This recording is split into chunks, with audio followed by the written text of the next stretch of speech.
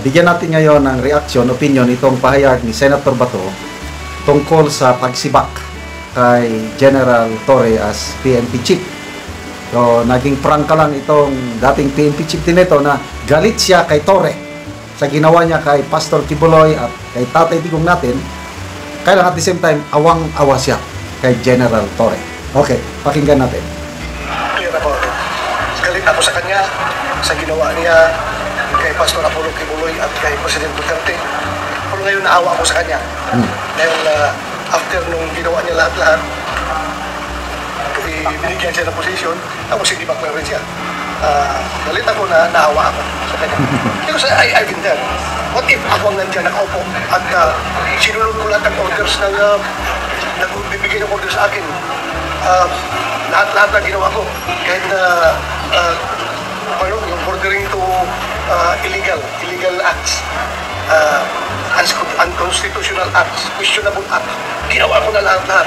Pagkatapos, ngayon, tanggalin lang niyo ako ng Cancer-Ribbon News League.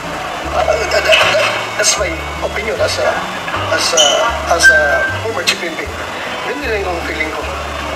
But then it doesn't erase na talagang masamang loob ko niya sa kanya, sa ginawa niya panahon pa ni Pastor Kibuloy at panahon ni President Duterte yung ginawa niya. Masama ang loob ko sa kanya. But right now, naawa ako sa kinalalagyan niya. Until now, masama loob niya, sir? Until now, sir, masama? Yes, hanggat hindi. Until now, masama ang loob. Oh, sino bang sa mga nagmamahal kay Tatay Digong, sinong natuwa sa ginawa ni General Torre kay sa ating minamahal? Kaya saludo ako dito kay Senator General Bato for being frank. Ako rin, masama ang loob ko. Kaya lang, wala akong magawa dahil sila ang powers that be. At ngayon, tinanggal siya unceremoniously. Ano bang pakiramdam ko? Ano bang pakiramdam nyo? Ngayon, si Senator Bato naaway. Ang iba, binabasa ko ang mga comments, tuwang-tuwa, answered prayers. Ganon sila. Tuwang-tuwa sila sa pagkasibak ni isa lang masasabi ko, yung karma, law of karma, napatunayan ka na sarili ko Gagawa ka ng mabuti, babalikan ka rin ng mabuti. Gagawa ka ng masama, ay sigurado, babalik sa iyo ang masama. So, itong nangyari kay General Torre, ito na, yung sabi sa Bisaya, Merisi, sa Ilonggo ata, yung Puryagaba. Unceremoniously. Kasi biglaan. Ano ba yan? Di ba mas maganda na lang sana, di ba mas karangal-rangal o mas yung pinagbigyan siya na siya ang nag-announce na I am now resigning. Lalo na ngayon. I don't know kung totoo yung pahayag ni Secretary John B. Cremulya that PBBM is planning or considering to give him another position. So, kung totoo ito, di ba mas maganda na usap-usap muna sila, usap-usap, tatanggalin siya, kailang bibigyan. Example lang ito, gagawin siyang ambassador. Wag na yung yung sinasabi na NBI director, hindi siya qualified dahil hindi siya abogado. Mayroon nakalagay sa batas na dapat ang NBI director bar passer, abogado. So, wala na yan. So, ang nakikita ko is pwedeng ambassador siya, pwedeng secretary level. Sabon, DPWH. Ang galing yun. So, kung talagang meron silang pagtanaw ng malaking utang na loob kay General Torre, ganito sana. Nag-usap-usap muna. Tatanggalin ka namin na PNP chief, kaya lang bibigyan ka ng bagong posisyon. Ambassador to ganito, early retirement ka, okay, DPW secretary, or any position na mataas din, yung kasing level ng PNP chief, mataas. Presidential advisor, ganun din, mataas yun. Mamaya, nagkasundo. Mamaya, si General Torre ang nagsalita. para hindi naman nakakaya sa kanya. Press conference, okay? Today, I am resigning as PNP chief. Bakit?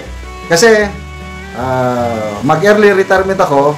I was offered to become an ambassador to ganito. Or I was offered to become the presidential advisor on like this. Or I was offered to be the next DPWH secretary. At tinanggap ko. Yun. Kung ganon ang ginawa sana nila, at least hindi napahiya si General Torre. As of now, kaawa-awa ang kanyang kalagayan. Na-imagine ko kung ano ako si General Torre, talagang masakit. Mapakanta tuloy ito. Napakasakit, Kuya Torre, ang nangyari sa iyong buhay.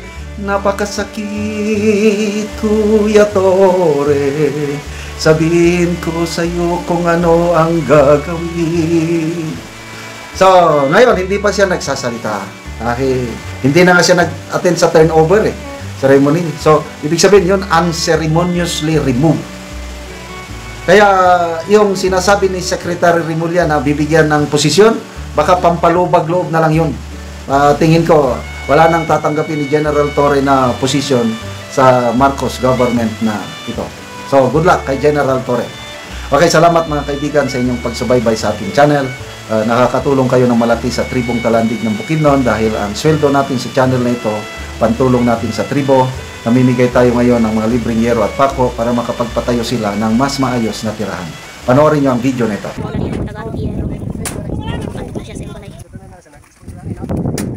So, mo niyang atupan ngayang balay. So, mo niyang atupan nga balay niya. Balay sa tayo.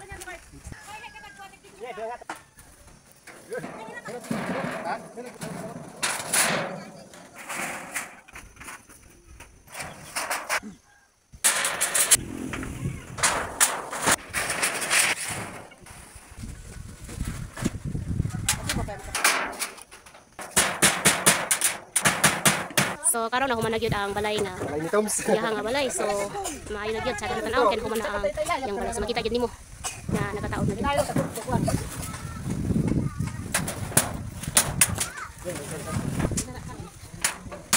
So makita gyud nimo ang view sa yang balay.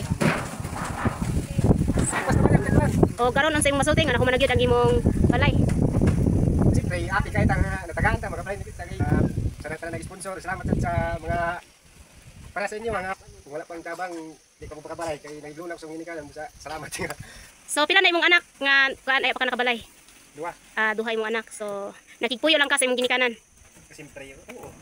Yan kaginta. Salamat kay nakabalay nako.